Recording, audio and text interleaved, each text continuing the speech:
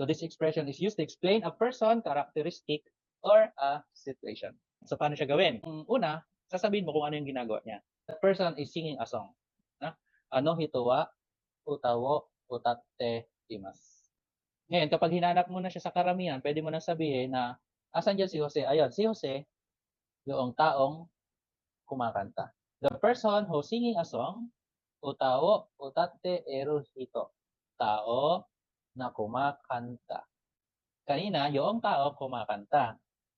Next, in other hand, tao na kumakanta, bumabaligtad siya. So, itong nasa ilalim na to, ginagamit din ito kapag dinidescribe na natin yung tao in a distance.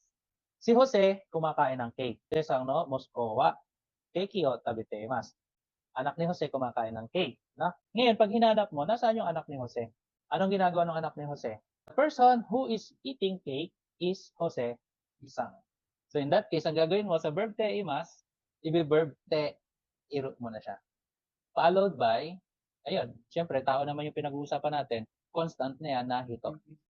So that's why we have tabete eru hitowa Jose Sang no Mosko des. Ang kapatid ni Shinsang, ate ni Shinsang, nakapulang damit. Ayan. Paano mo hanapin yung kapatid ni Shinsang? Paano mo i-describe yung kapatid ni Shinsang? Hinahanap na. Person wearing a red shirt is Shinsang's sister. Wearing red shirt.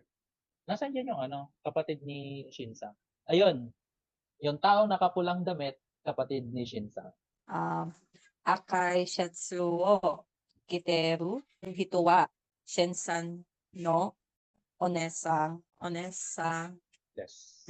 Okay. So once again, papaalala ko lang sa inyo, itong pattern na to, minsan ginagamit used when describing a person by mentioning the person's action, ano yung kanyang ginagawa, o kaya kung ano yung mga suot, bihis niya, or etc.